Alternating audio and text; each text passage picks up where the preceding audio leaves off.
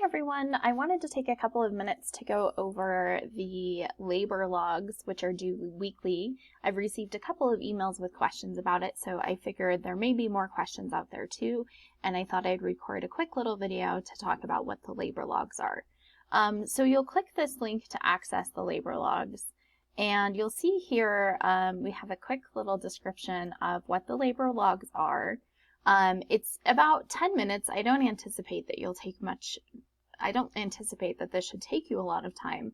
The day you submit the labor log is up to you. So they're due weekly and we have 16 weeks of class. I realize that this is a typo and I will fix that. So you have to submit 12 of 16 in order to maintain your B status in the class. All right, all fixed. 12 of 16.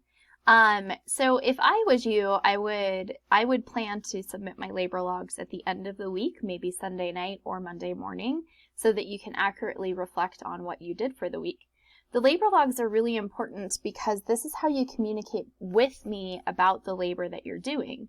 It shows that you've put in the minimum amount of work weekly to maintain your status, and it also shows where I may have overestimated or underestimated how long things will take.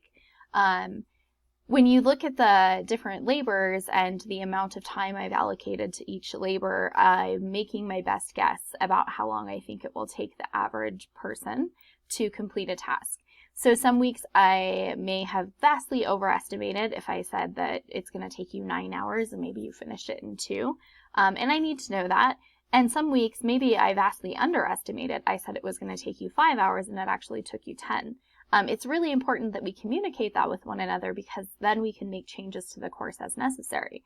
If it's clear that I've overestimated how much we can do, then I need to know that from your perspective in order to adjust the class and maybe adapt assignments to make sure that I'm not asking too much of you. So this is really an important part of a class.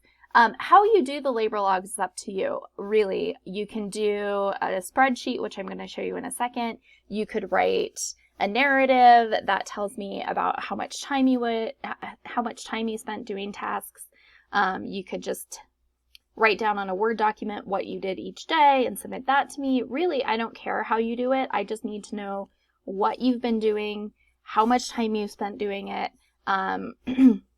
and things like that. So here's an example that I would recommend that you follow, but again, you don't have to follow this. It's just an example.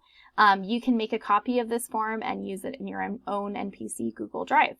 So I'm going to go ahead and click this link, and we see here, this is our labor log. So we've got the duration, so the amount of labor the amount of time you spent, the date that you did, and then session, so what you did. So were you reading? This is an example of what I would do. So I was lesson planning, I was reading, doing some class prep, things like that. What kind of session was it? Was it reading or writing? What time did you start? And where did you work? And how engaged were you? I think that this is important because sometimes we need to make adjustments to our labor in order to know what works best for us and what doesn't work for us. So I know, for example, when I am at my home office, I have a tendency to work better than when I'm sitting on the couch. So it's important here that we have the level of engagement that shows exactly what you're doing. So if you choose to make a copy of this, and the number of tweets actually doesn't apply to our class, sorry. I will go ahead and delete that. If you choose to make a copy of this for your own Google Drive folder that you want to use, just go ahead and click Make a Copy and choose the folder where you want it to be housed. I would have it in the grading contracts folder. Actually, I'll just show you. This is a folder that I have on Google Drive, and I'm just going to go ahead and click Select. This is the folder that it will be in, and click OK. And then it will actually open the copy of my of the document right here for me in my own Google Drive. So now all I would have to do is make the changes. I would start probably by erasing all of this because that doesn't apply to me. And then I could start from scratch. And the way that you would share that with me is just to to share.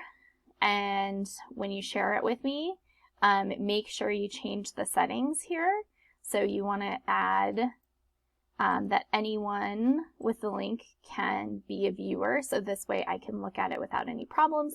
Click copy link. We'll go back here to Moodle, and then I would add a new topic here, and I would just put labor log week 1 and put that link there, post it to the forum, and there we go. So my intent is that these labor logs will be private between you and I. I haven't set this up in Moodle this particular way before, so I'm hoping that this first week we'll be able to work out any kinks that there might be with that. There shouldn't be really any private information, but I would like them to be between you and I, and I'm going to make sure to work to make that happen. So this is a little bit about the labor logs. As I said, it's up to you when you turn these in each week. You have to maintain 12 out of 16 submitted in order to maintain your B. They have to be submitted weekly. You can't just submit 12 labor logs at the end of the semester. That would be that wouldn't be very helpful.